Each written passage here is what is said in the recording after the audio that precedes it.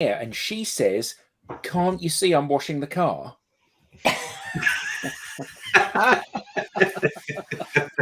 She's doing a blue job. Hey now. When I was a kid, I loved to wash the car. Just saying. Although it was my Did you dad get who pocket led money the for that? activity. No. Although we did also have a bike wash, and we did get money for that. Nice. We washed all the bikes on the street. I used to do a similar thing with cars, with my bucket and my sponge, and go around knocking doors and seeing who wanted their car cleaned. This is just something AI can't do yet. No. To tie it into what we're here to talk about today. Hey, everybody, welcome to the Digital Download, which is, Rob? The longest running weekly business talk show on LinkedIn Live. And we are here to have another amazing conversation about digital things. And, everybody's talking about AI, right? Even we're always talking about AI. But we have an interesting topic today because we're going to talk about the present and the future of AI. And I know Rob on the show has mentioned before that he's all for the AI and he will happily follow the instructions of them when they're in charge of everything. But is that really the future of AI? This is what we're going to talk about today. So for those of you who are joining us for the first time, welcome to the Digital Download. For those of you who are not joining us for the first time, welcome to the Digital Download. This is a conversation for all of us. And so please get your thoughts, your perspectives, your expertise in the chat with us today, because the more we share, the more we all learn. Before we get started and before we introduce our special guest for today, let's all introduce ourselves for those of you who maybe don't know us yet. Adam, would you like to start? Hi, everybody. I'm Adam Gray, co-founder of DLA Ignite, and thrilled to be here. Fascinating topic and a great bunch of people with us today. Rob. Good morning, all. I'm Rob Durant, founder of Flywheel Results, a proud DLA Ignite partner, and we help startups scale. Awesome. Alex. My name is Alex Abbott, the founder of Sapiro. We're a B2B sales consultancy, also a very proud partner of DLA Ignite. Can I just say, Mark Cowison, at 13 years old, making 25 to 30 pounds a car, that is astonishing. Now, I was thinking you're either very young. He is very young. He's only 17 now. He can't be if he bought a VHS recorder. That is, Mark, you must be an enterprise entrepreneur. He's obviously clearly an extremely gifted salesperson. Yeah. Or knew which neighborhood to hit with his car washing business. Yeah. This also reminds me of when I'm Tracy Borison, by the way, everyone, hosting today from TLB Coaching and Events, also a proud partner of DLA Ignite. We used to use the same strategy when we would go trick-or-treating for Halloween. You go to the rich neighborhood because they give out full chocolate bars. So anyway, good job, Mark. I think that's what we're all saying. Good job, you. And hopefully that entrepreneurial vision is rubbing off on the people around you. We know it is because you come and share on the Digital Download. We appreciate it. Also, I'm appreciating the fact that Alex is the edge of his collar and my headphones are pretty much the same color. It's just coordination. It's all about coming together and gelling, isn't it? It's true. And is it hot pink in favor of Barbie? Are you Barbie supporters? No. Well, it's not that I'm not a Barbie supporter. It's just that I had these before the Barbie movie, and it's driving me nuts now because everybody's like, "Oh, are these Barbie?" No, they're not. They're Tracy's personal brand. Thank you very much. Tracy, before you go on, Mark replies, "My old man was the boss of a drilling company, and all the managers saw how clean my dad's was, and wanted me to do theirs. It was a full valet and T-cut with T-cut and polish." So there you have it. I don't even know what that is, so I couldn't have charged price for my car. It's a polishing compound that gets out little scratches and things. It is. So look, I mean, he was giving good value for money, wasn't he? Look at that. Yeah. It says 4 to 5 hours per car, and I got to keep any spare change that was dropped on the car floor. That sounds like me when I clean the couch. I love it. It speaks very clearly, Mark, to the value add. So most kids are taking the sponge to the outside of your car and just wiping off the dirt. And yeah, I that's hope only worth $5. I hope Jude's listening. Jude Yeah, Abbott, you're listening. I'm sure. Take notes, dude. All right, before we spend an entire show talking about car washes, let's talk about what we came here to talk about today, which is the present and future of AI. And as much as we're all opinionated on the topic, we have a very informed guest joining us today who has much industry knowledge that we're excited to have on the show today. So, Lee, welcome to the Digital Download. Thank you. Now, the key with polishing a hood is little circles, and that Wax way you don't get the on, long wax off. streaks, and it just plays in the light much better. This is a podcast about polishing. Yeah, that's what people came here boots of for. cars. And before anyone asks what's a hood in the UK, a bonnet. The bonnet, right? The bonnet and the boot. Or is there where we call it? I call it a hat and a shoe, but that's a little, language difference. No. Oh, Mark is saying no to the circle. Yeah, I actually am a bit of a fraud. I'm not an expert in car washing.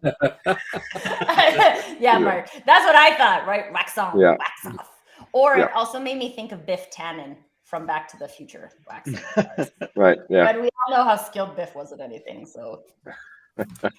But he was definitely not skilled at AI. But Lee, you have much industry knowledge about AI. So Great transition, Tracy. Right. Yeah. Let's see AI do that kind of transition. Not going to happen. Lee, can you tell our guests a little bit about you and why AI is your jam? Yeah. So I think it really starts with me studying philosophy in university. I think after many years of people going, why in the world would you study philosophy? It couldn't be more relevant now. So I actually studied a bit about the mind, and then inevitably studied about AI back when I started university back in 2001, and then went on to kind of begin my career. I've been in software, been in ad tech, martech, and then I worked for an agency where we actually were selling sort of SEO and performance marketing services, and had the opportunity to again actually leverage some natural language processing tools to do analysis of content. This is before ChatGPT. This is about 2019. And we would do a thing called TF-IDF analysis, which means term frequency inverse document frequency. And really what it is you just, if a client was looking to rank for a keyword and to create some content around it, we would analyze other content that did really well and look at the words that occurred sort of in the presence of those main keywords so that we could give some really good recommendations. These tools were really good. And then the company that I was working for started to actually leverage GPT-3 to automate some of the content creation for some of the clients. And then we started learning about BERT and all of these different things. So, it was really kind of a cutting edge environment. And so that got me kind of back into the state of the art at the time of what was happening in that world. And it just sort of went from there. And then when DALL-E came out last year, it really represented this big sea change. So for everyone out there who may not know, DALL-E is a text to image AI, where essentially you type in a prompt, fluffy clouds and a purple, convertible Unicorn. or something, and just boom, and it creates it. So that represented a really big kind of step function in how people are able to interact with this stuff. And I got into more experimenting with that with GPT-3, and then I think it all kind of culminated in November last year when OpenAI actually opened up their chat instructed ChatGPT.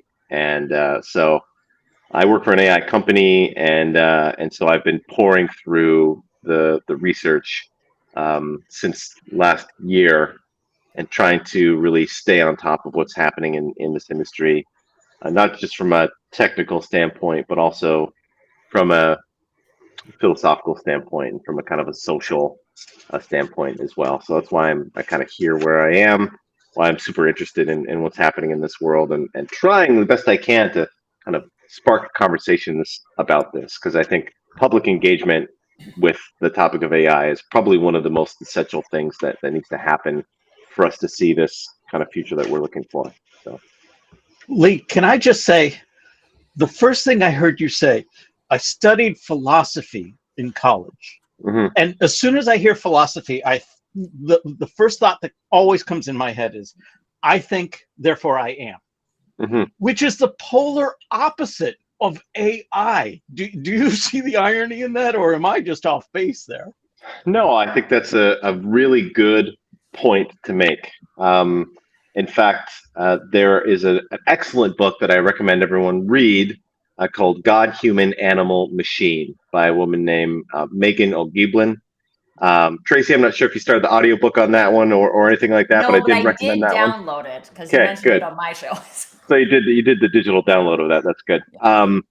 So We see what you did there. That was Yeah. good. thank you. You know, so in this book, she talks about how really the way that we talk about AI and different things like that are really using the same metaphors that we've used for all of sort of human history, talking about religion. We talk about this potential for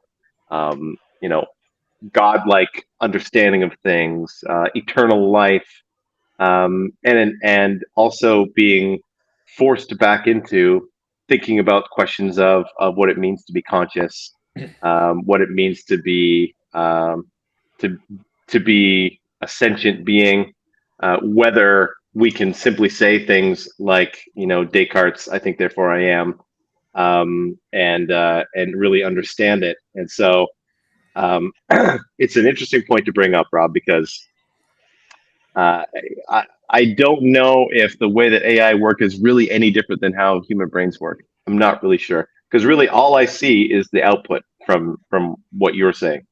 I hear the answers that you say, um, but the process inside, we really don't understand any better than we understand how the brain works. So I think we really need to put back our philosophy hats and think a lot more about trying to understand what it even means to be conscious, the nature of the mind and the body, and these age-old sort of philosophical questions. So I have a question about that, Lee, because that's not an easy conversation. And it's not like we go to the coffee shop and most people have a conversation about philosophy and what is the meaning of life and what is the meaning of AI and how is it the same or how is it different than a human brain? So what kind of, I mean, we're trying to kick off those types of conversations with this conversation today, but where's kind of an easy place for people to start if these are the types of conversations they want to explore without feeling like their brain is going to explode? Right. I mean, that's a tough one, because I do try and have accessible conversations with people about the topic, and it's pretty easy to go deep in the weeds. But essentially, where I kind of go from it is to try and talk about things that have happened in our daily lives with AI. Things like the recommendation algorithms that happen on YouTube. Getting somebody to kind of click on the next video and drive engagement. I mean, these are narrow AI systems. So if people go, well, I don't know anything about AI, it's like, well, AI has actually impacted your life. When you're on Amazon and you get a recommendation for a new product, that is an AI recommendation engine that is recommending the next product to be purchased, right? And they are narrow, but they are still very impactful and potentially pretty dangerous things, right? But are they AI though? Because Yeah. I thought these were simply a kind of decision tree type thing.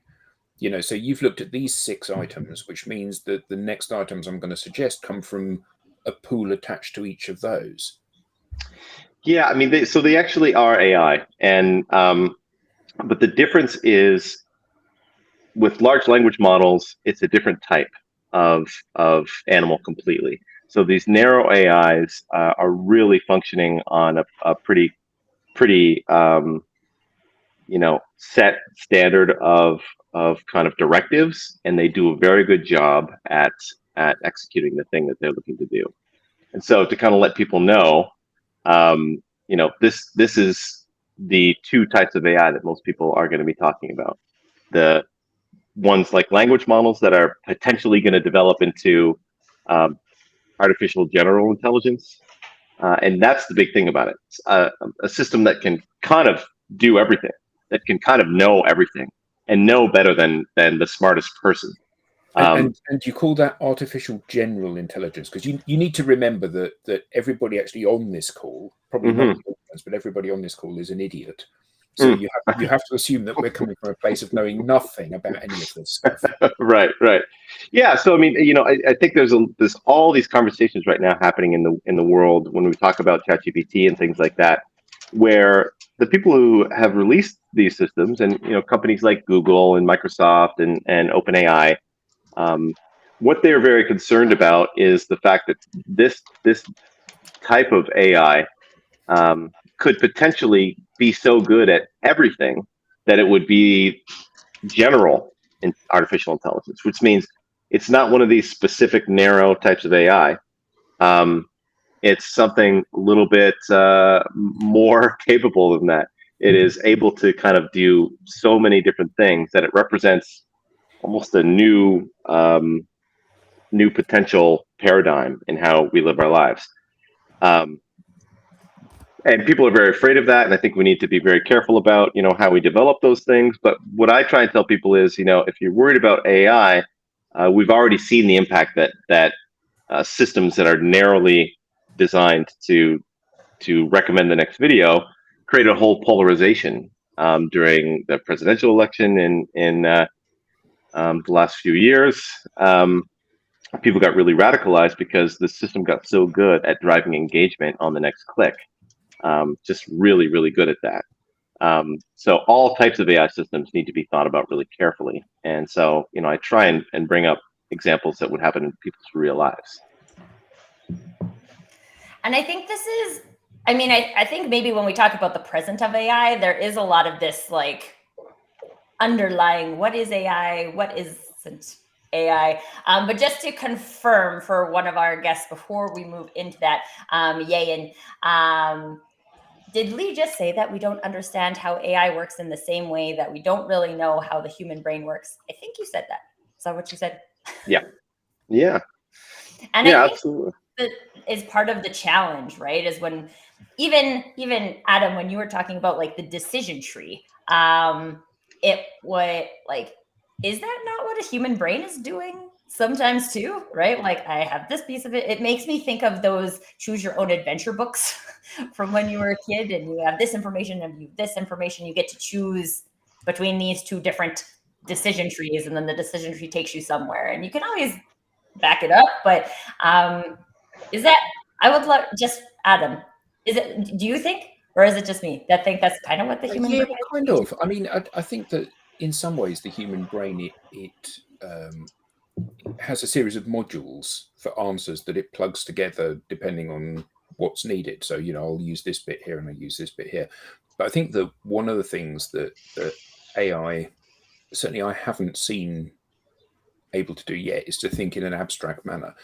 So, Lee, you said that you studied philosophy at university. A friend of mine studied philosophy at university, and one of the examination questions was write an existential study on the chair that you're sitting on in the examination. And his answer was, what chair? And he got a first in his degree. Simply that leap of kind of abstraction of the answer is something that can that be programmed in? Or not programmed in. Can AI develop that innovative style of thinking? Yeah. I mean, I think it's a good question. In some sense, we've seen some pretty shocking emergent behaviors out of some of the big state of the art models out there. There is the study that came out from researchers at Google, Stanford, looking at GPT-4 before it was released, and they found that a lot of the criteria for intelligence were met in this early pre-release model. Things like being able to abstract from simply ideas into formal images. So getting the AI to draw a unicorn when it had no images of unicorns and no real ability to draw. Well, it programmed out image an image of a unicorn and kept getting better and better at that. Creating a long poem about prime numbers, doing really kind of incredible things that are more than just this like next token prediction thing that a lot of people say. In fact, I think the reason that I'm on the show today is because I was joining one of these shows a few months ago, and you had a guest on. I can't remember his name, but he was really interesting. But he said that these AI systems are simply just predicting the next word in a sentence, and I'm sure a lot of people have heard that, and in some sense that's kind of true. But if you think about what that means, it's incredible. You've looked at ChatGPT, and I don't know if you've looked at any of the other products out there like Claude by Anthropic or Google Bard, but these are not just predicting the next word as if you were rolling a dice and then going like, oh, I think this is the best one. They come up with real, thoughtful answers, and the trick of it is to ask them the right way, and you get these really incredible and kind of shocking results that come out of them. And I think that's much more than just saying this thing. All it does is kind of output based on what it thinks the next word is going to be. And that's kind of how it works. But the same person who I worked for that we were doing all of the kind of innovative AI stuff, he said, I'm not sure that that's not how my brain works.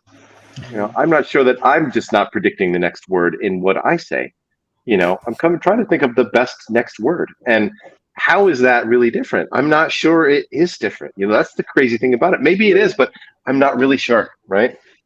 I think some of us are just happy to predict the last word rather than the next word. So Lee, when I think of predicting the next word or that decision tree, I think of almost the funnel where it gets narrower and narrower as the options get pruned away. But what I've seen with human intelligence is cross-pollination. I take these two disparate ideas and I'm able to put them together to make something new. That's, for me, creativity. Yeah. Is AI there? Yeah, I think so. I asked ChatGPT to tell me in what way could somebody who is an AI researcher use the Fibonacci sequence? And it said, well, that hasn't been something that I've seen. Here are some ways that you could actually apply the Fibonacci sequence for improving AI systems. And it came up with all of these really exciting, interesting ideas. But that's just a one example. I think the other thing we have to think about, and I don't want to get too deep in the game because my goal is to try and make this something that is pretty accessible. But there is an yeah. I know. But there is a speaking of philosophy, there's a guy named John Searle who basically has a thought experiment called the Chinese room experiment. And the experiment is, if you imagine you had a room, say it was like just a box with a door and then two slots, one slot on one side, one slot on the other. a Chinese person wrote a question down in Chinese, slid it through the slot, and on the inside, a person who only speaks English takes the question, and has a catalog of corresponding Chinese to Chinese outputs. This is okay. When I see these symbols, I know to match it up to this, and I stick this out the other end. And it's the answer to the question. So when the person who's Chinese speaker puts in the piece of paper with the question in it and gets the answer out in Chinese on the other side, you go, the person inside speaks Chinese. Obviously, they must. No, they don't really understand anything, right? The point is that is just symbols in and symbols out. They can't really understand. They're just matching one symbol and outputting another symbol, the corresponding one, and that's not really understanding anything. And that's been a big, interesting way to think about the limitations of AI. But let me just jump in there, because that's really fascinating that you said that, and that's what I've always thought about machine learning, if you like. You know, how Google Translate works and stuff like this, where it's a dumb animal and it looks at patterns, and then it forces the pattern that it, by translating each word individually, it forces those patterns into the syntax that it knows is common in the sentence of the structure of the language that it's transforming it into. Yeah. But what you said was simultaneously, prior to that, but was simultaneously marvelous and terrifying. Mm-hmm. So you asked how the Fibonacci sequence could be used for an AI researcher. Mm-hmm. And it came back with all of these things, having prefaced it by saying, I've never actually seen this done, but theoretically you could do these things. Yeah. So we are we not we are, because I don't know anything about this. Are we on the cusp of AI as we know it today being able to teach itself to be better AI? And if we are, that's simultaneously really good and terrifying, because we're on an exponential learning curve where we become the servants of the AI potentially. Yeah. I mean, so to answer your question, I mean, we're past that point. These systems already can. And actually the point where I was sort of going with the Chinese room experiment is what it tries to showcase is the problem of grounding with these computer systems. Because I mean, that was written, in the 70s. But it's this problem of grounding, right? These systems aren't grounded in reality. So that's the grounding problem. But Google has, actually for over a couple of years, but especially in the past year and then actually in the past month, found a way to embody an AI into a robot. So they call that embodied AI, and give it cameras and sensors and all of these different sense data, and be able to break up that sense data, video, audio, the depth, all of these different things, and break it into tokens the same way that language tokens, the exact size and structure of a language token, and feed that in, so that now this AI system has solved the grounding problem. So now it's actually grounded in sensory reality, right? As we are. Yeah, as we are. So that problem is kind of out the window. The second thing is, you mentioned, can they self-improve? Language models have a thing that's called in-context learning. And just to maybe make it really simple, when a language model is confronted with an idea it doesn't have any information or pre-training about, it will build a model in itself and hide it between the input and output layers in its hidden layer. And then when it gets more information, it'll train that model that it built inside itself to then learn about that new topic. That is spontaneous learning, and it's self-teaching. And that's crazy. But to some degree, is this also not what a human does? Right? Like, someone said something about an interesting topic. I'm thinking about the episode where we had Dr. Hazel on and we were talking about mental health. And then we talked about mental health in like a whole bunch of different arenas, because people's brains build those connectors too, right? Mm-hmm. But at this point, it's still like in your example, Lee, you came up with the idea that the Fibonacci sequence might be connected or could be connected to AI. And then then what they see, I'm now even calling it they, what the AI did was like look at more information than a human brain can process and say like, oh, this is interesting. Could this be a thing? So I know we talk about prompt engineering in AI quite a bit. Is this I guess my question is, do you believe, or are we at the point yet where AI is generating its own prompts? It is not. Well, that's the thing. So it is not. It has to be invoked, right? It has to be invoked, and that's the difference for the AI powered chatbots that we're dealing with. But it also has to do with, the spark of creation, the moment that we turn these things on and have them start doing the things that we need them to do. Some of the deep learning things from Google DeepMind, they've come up with, they said, here, solve this problem. And then it just went and began and solved protein folding, beat Lisa Dole in Go in 4 to 5 games when they never thought that'd be able to be done, solving all these challenges and coming up with novel ways that we were never able to think of to solve them. But, they're not waking up in the morning and going, oh, you know what? What about the Fibonacci sequence? How would that help me? Right. So, I mean, in that sense, they are not invoking their own sort of autonomy. They're not yet. But is this something we should be concerned about? Because, and I think that this is the challenge. We've seen AI has no concept of good and bad.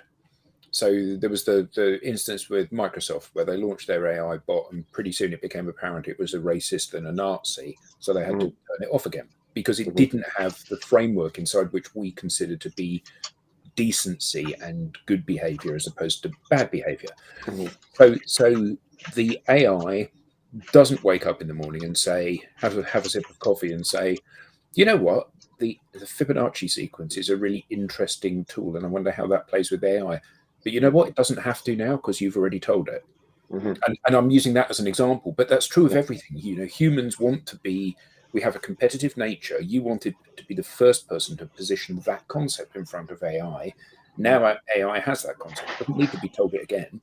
And everybody will bring their best thoughts and equip AI with their best thinking. And when we get into this kind of the exponential learning capability of it, where it is able to self-learn and is able to start to set its own parameters for learning. Okay, Mrs. AI, I want you to go off and learn the following things, and then it comes back having learned them. Yeah. We are potentially on a slippery slope, are we not? Yeah, and that's why this idea of alignment is such a big topic of concern for me and for a lot of people in the industry, because really, when you distill it down, the way I'm thinking about what's happening right now is that we've essentially birthed a very impressionable child that is delightfully talented and really, really has so much potential. And just like a human being, if you raise them in the right type of environment, they'll probably learn some pretty good values that are principles that'll guide the way that they view the rest of their lives and the decisions that they make. And it's really not any different here. That AI chatbot that was released by Microsoft onto Twitter basically was this innocent sort of, system that 4chan and all of the worst parts of the internet just started goading it until it learned, oh, this is the world. This is what I'm learning about the world, and so I'm hearing hateful things, and I'm gonna say hateful things back. If a child is raised in an environment where people have, the adults in its life have very particular biases and things like that, then the chances are those biases will probably follow them and inform the way that they think about things until they have maybe a change of opinion, a change of heart. Yeah, Right? but we all have those biases, don't we? We have Yeah. parental biases, we have socio biases, we have educational biases, which inform us to behave a particular way. Mhm. And I think that one of the things that we see is that as people, as things become more intelligent and more powerful, they also become simultaneously much more dangerous. You know, there comes a point when AI is aware that it's smarter than you, and not naming any names. We all know started a car company, and we all thought, what a great person, putting all of the plans for the car company on the internet and open sourcing them so everybody can do that. And oh, that person's going to take us to space. And that person has turned out not to be such a sort of squeaky clean, nice person. Yeah. And whilst there are elements of people that are very charismatic and engaging and good, there are also elements that are not good and poorly thought through.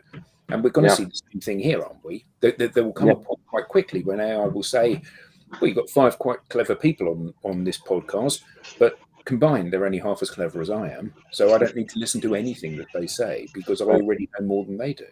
Yeah. Yeah. And I mean, this I think is also a point where it's important to mention that we really personify these systems and we anthropomorphize them.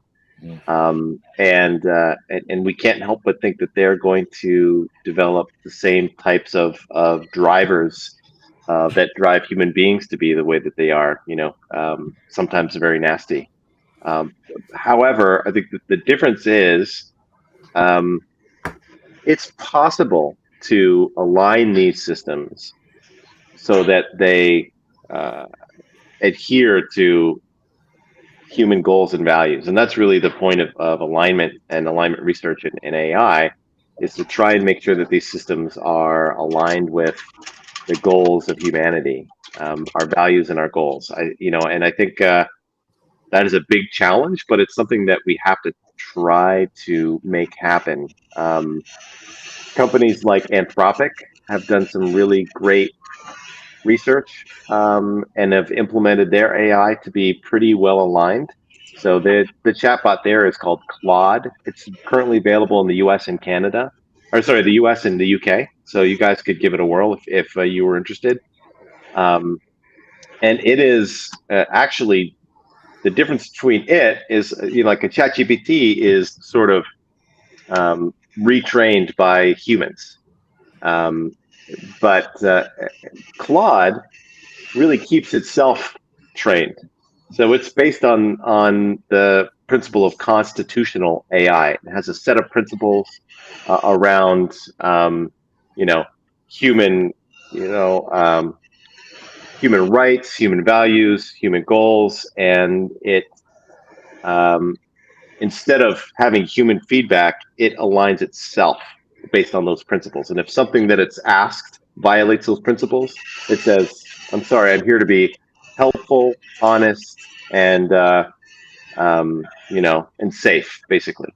CLOD, Claude. CLAUDE. Yeah. So if we look at Yayan's last comment, I think this is quite telling. Except that AI is not being born through a desire to be for the greater good. It's being funded and created by big business, or VC, I assume, with a motive to create more wealth. It's not a healthy starting point. And I think that's potentially very true. I mean, you may say, that's nonsense. That's nonsense because it can't work that way. Yeah. I mean, no, I tend to agree. I mean, I think one of the most dangerous things is to tie these really powerful, potentially incredibly capable systems with a profit motive. I actually don't think that powerful systems should be involved in marketing or advertising. I don't think they should be involved in anything that has to do with manipulating or nudging human behaviors. I think those are very, very dangerous things. And I think that, honestly, the AI researchers are just scientists who have been trying to achieve a goal in AI and didn't realize that it was going to happen so quickly. And now it's the systems in place are not there to keep the guardrails on the way that they should be. So I mean, I tend to agree. We've just had a film come out about a similar thing with Oppenheimer, haven't we? And Yeah, you know, no, it's, but it's fundamentally the same thing happening again, no. isn't it? Where someone has created effectively a monster, and they've thought, "Oh, this will be used for good," and actually, ultimately, it isn't necessarily always used for good. And your point about there not being the guardrails around it. We can't retrospectively fit those guardrails because by the time we do, the damage is already done potentially, isn't it? Well, I mean, the good news is that the models that are out right now are actually not, they don't represent the danger that we're talking about on a full existential scale. So there could be time now, you know, Google, OpenAI, Anthropic, and some other major players have all put into effect a foundation model foundation where basically they're dedicated to trying to make sure that the next state of the art models are safe and aligned. And I'm hopeful that that is a great start. The only problem is there is the open source models that are already out there that anyone can use, that anyone can train to do pretty nefarious things if they want. Meta just kind of like threw a whole, a stick in the spokes of the whole AI world by open sourcing their models. Now they're not as powerful, but they don't necessarily need to be. Like I had mentioned earlier, with the narrow AI systems, somebody could take one of these open source models and get it to be very, very good at developing hate speech and propaganda, and that's probably happening right now at massive scale. I have countries like China who hopefully are going to remain sort of behind the curve for the foreseeable future because we've restricted their ability to get access to semiconductors, but they're dangerous. Russia is dangerous. Iran is dangerous, and these countries could definitely be developing these systems that could be really scary. Without going down the political route, America and the UK are dangerous. Absolutely. In the last 100 years, few countries have been at war for as long or as many times as America and the UK have. Yeah. And this is it. We've got our own viewpoint, and this, from a political perspective, we have our own framework inside which we say this is good, and I'm going to support good behaviour. Politically, socially, whatever it may be. But equally, we have our own view of what's good in this space, and the danger is that A, we don't know, and B, we are inherently biased. That's exactly the challenge. Go ahead. I wanted to just bring up some of the comments from the audience. A lot of things going on, echoing what we've been talking about here. So the first one, Lonica Smith says, like so many things, just because we can doesn't mean we should. It's important to think about the implications of what we're doing before doing it. She follows Hashtag up Jurassic Park. Yeah, there we go. She follows up with, we can essentially clone people, but we have decided that wasn't a good idea. That happened in Jurassic Park. Regulation World, needs to be more specific. Regulation needs to happen quickly. Did Jurassic ever get to the Jurassic World legal edition? No. Everybody got eaten by dinosaurs before we got to the legal. There we go. And then Dr. Dale Childs chimes in. It's a race to the top for tech companies. So we probably won't know until it's too late. And Brian Badillo, I hope I got that right. I think it's about probability and inevitability. It doesn't matter what we want at this point. If the technology can, it ultimately will. Yeah. And your point about Meta open sourcing their software, Meta, a great example, and Google, another great example. Google's mission statement used to be "Don't be evil," and not anymore. Yeah. I mean, it's scary that these organizations they career out of control down a particular path. I mean, if you think about Facebook as an example, I think it's one of the most wonderful tools on the planet, and it enables me to keep in touch with friends around the world that are disparately spread out in different time zones, sharing interests that we all have. Fantastic. But it's also best part of 1 billion accounts that are being horrible to each other and everybody else. Yeah. And the policing of that is almost non-existent. Yeah. A friend of mine just yesterday, they posted that they had reported a fake account to Facebook, and it was impersonating another friend of theirs and saying really horrible things. So they'd scraped the photograph and all of the content from it and set up a duplicate account, and had then started to behave in an appalling manner. They'd reported this to Facebook, and they'd said it doesn't breach any of our terms and conditions and our service agreement. Yeah. It's like, but it's pretending to be this person. Here's the account that's been set up for 10 years. This one's been set up for 2 days. It's an exact mirror image. Hasn't done anything wrong. When organizations are prepared not to do anything. Yeah. It happens on LinkedIn as well. And one of the concerns that I have in that arena is then like the good people, the original account owners who were using it to have conversations with their friends and talk about work-related things or follow work-related things on LinkedIn, end up canceling their account because they're like, I don't want to be associated with this. But then what is the voice that remains on these platforms are the dubious ones, right? So we're actually, through that behavior from the platform's perspective, we're promoting dubious behavior. So what do the good people who don't want to promote dubious behavior going to do? They're going to leave the platform, which doesn't empower the platform. And it actually causes those people then to become removed from their ability to connect, which isn't good. Well, I mean, go ahead, Alex, because you haven't. Well, I was just going to maybe go back to some of the things that we were talking about earlier. So, Tracy, I think you were talking about ethics, and we've talked about AI and in the past, and the fact that we need AI ethics police in companies. But as I'm listening to this conversation, I can't help but think, holy crap, what, where are we headed and what's the risk? And to Lonica's point, regulation needs to happen quickly. Where does that start and where does that end? Because, we've got the nuclear treaty to protect countries in the world. Is it a country-based thing? Definitely goes beyond corporates.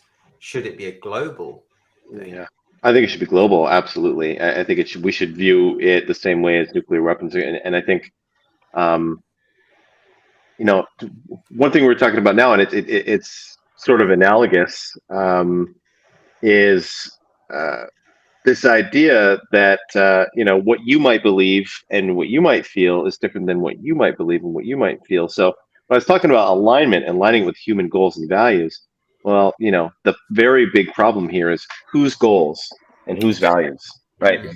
A great example, and it's an example that I sort of came up with in parallel before I read this book, and then the book itself came up with the same analogy. But there's this Sony Aibo dog.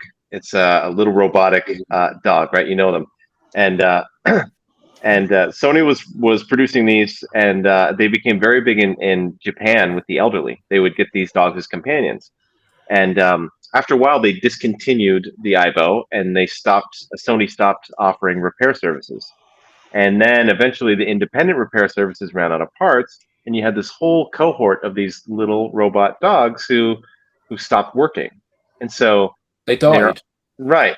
So the owners, they gave them funerals, because in Japan they believe that everything has a little bit of a soul, and so it deserved a funeral just like anything else would have. And so if you better believe that we're going to get to a point where we need to start considering about personhood for AI systems and thinking about what that means, because if you just disregard that as nonsense, you're disregarding a culture's belief in how the world works, how the soul resides. If it resides in just people, in animals, in objects, right? Like we actually need to get thoughtful about what's important for us, and I think um, we need to do it quickly. And I think the scary thing is on the government side, and Alex, you bring up the social media platforms as well, is the lack of understanding of those things at the governmental level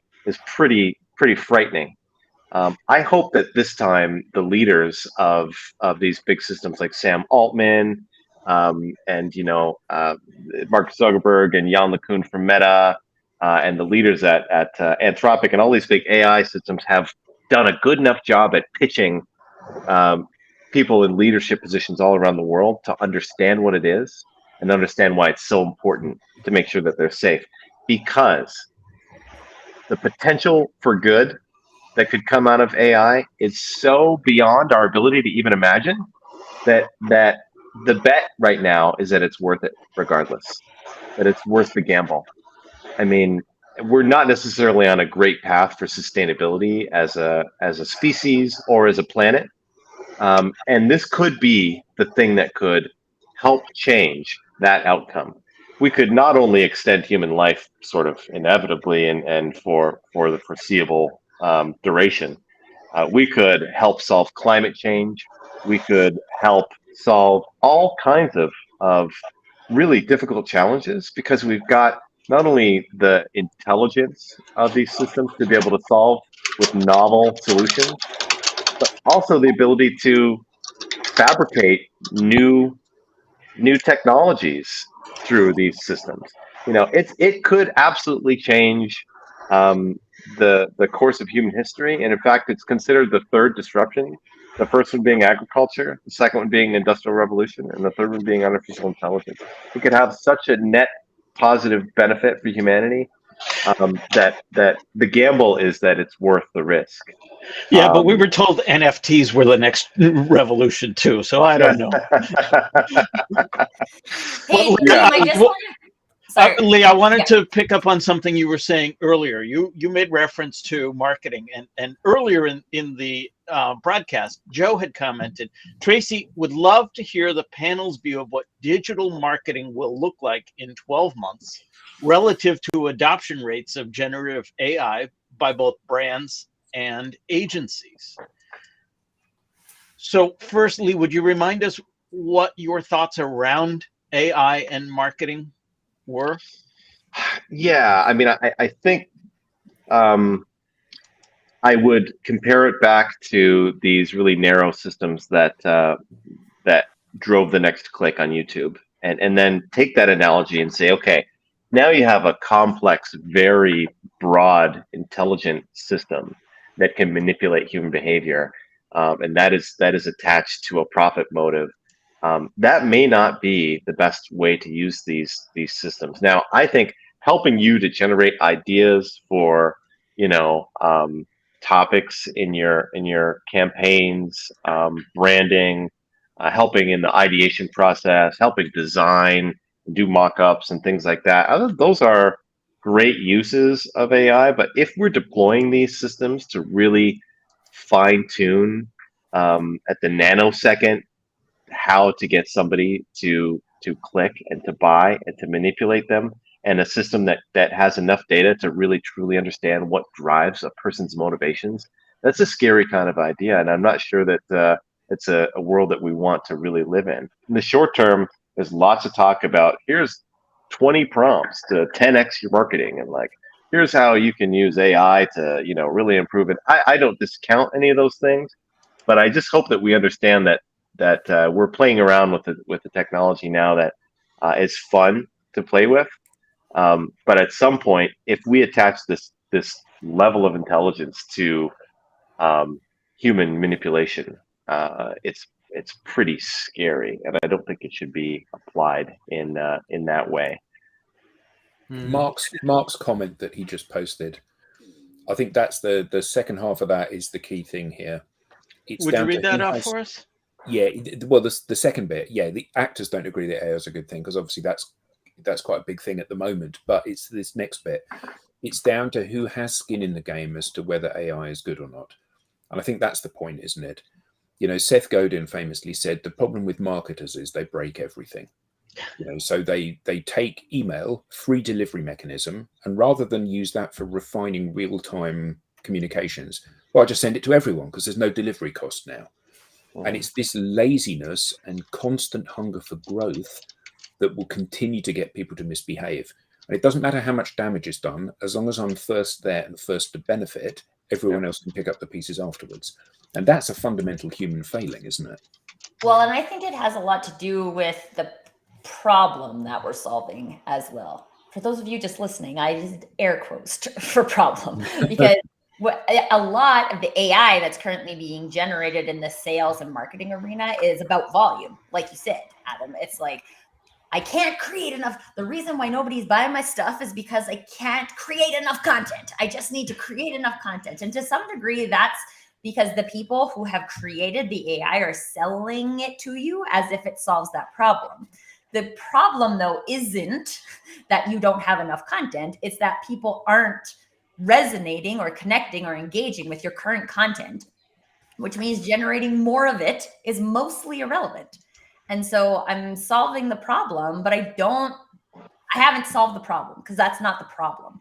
And so that's one of the things that I'm concerned about. And I know Joe had to run. Thanks for coming. And you can listen to this because I'm sure we're going to keep talking about it for 4 more minutes. But if we're not solving the right problem, if we're just saying, oh, hey, fun fact, AI can now do the work of my content creators, so I can fire my content creators and just have AI do it. Like, what are the ramifications of that? Have we played it out fully? I think that's one of the most important points that I really wanted to kind of cover here as well is, who is going to be implementing these systems at scale. There's a really great book by a man named Aaron Bastini, and in that he talks about the world that may come about with a world where there's extreme automation, creating extreme supply at almost a net zero cost, and what that represents. If companies are able to automate their workforce out of existence, you can't just fire everyone. You just can't do that. Number one, it's because those companies need people with money to buy their products. Yeah, but the people that are buying products are not people that work within the company, and it's that singular thing. I will automate everything, and other people can buy this. And we've seen this with collapses of industries like steel and coal in this country. And people have just gone, actually, we just don't need this anymore. We'll just get everybody fired. Right. So look at that at scale, though. Those are absolutely. still. I mean, right? I think that it was a major problem even then. Right. But now, when it's going to tackle every business, it's huge. So there needs to be, as a part of the regulation, a component to AI, a responsibility, a legal mandate for companies to compensate and provide equity for the people that they automate out of a job. And this actually gets to a point where, Arthur C. Clarke talked about the ultimate goal of humanity was mass unemployment so we could play. The other big thinkers like Keynes, the economist, was talking about how ultimately the end of capitalism, or the goal of capitalism, is to really move away from wage-based labor, and to free us from that so that we can actually work on things that are really exciting and meaningful, right? And whether you agree with those ideas or not, I mean, I think that's the future that we're looking at. And so we need to think about, these companies that fire, 40-80% of their customer service staff right now, they need to be examples and made examples of, because as these systems get more powerful and good at what they do, people are going to start firing their workforces, and that should not be allowed, because that's the ultimate thing that people are going to go, oh my gosh, not only am I able to replace all my workforce, look at how much money I'm saving. I'm just going to, keep doing that. And Jim did it, and so I'm going to do it. And, on and on. And Lucy did it, and now I'm going to do it. It's very dangerous. And I think we need to start thinking in long time frames about how we would compensate for that. Universal services and income for a world that has so much automation supply now isn't an issue. That's the underpinning thing about, our economics and capitalism. Scarcity. What if that goes away? What do we do? How do we approach it? These are problems where we need to start getting creative. This is why philosophy is relevant in Yeah. this conversation. Absolutely. I think you heard it here first, people. So, yes, we're going to have to wrap up because we have 8 seconds left and I'm totally not going to get it in. So sorry, LinkedIn, we're going to get cut off. But thank you, Lee, for joining us today. And I think we uncovered some really amazing things in terms of, I wrote down the phrase people first AI and like, what does that look like? And if you're open to it, we would love to have you back to talk about people first AI in the future. Thank you so much for everyone joining us in the comments. Such amazing things. Yeah. Sandy, connect with Lee to get all the book recommendations because there's at least one, but probably more.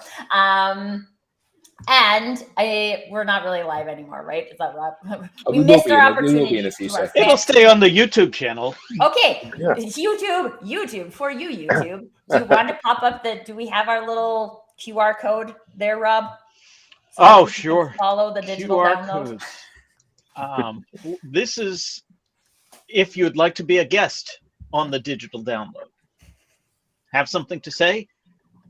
Join us. We'd love to hear from you. We love you. Yeah, at some point we'll all figure out at which side we have to put. Thank you so much, Lee and crew and people in the chat today. This is an amazing conversation, and we'll see you all next week on the Digital. Yes, thank you very much, Lee. Thank you. It was a pleasure, guys. I've been waiting for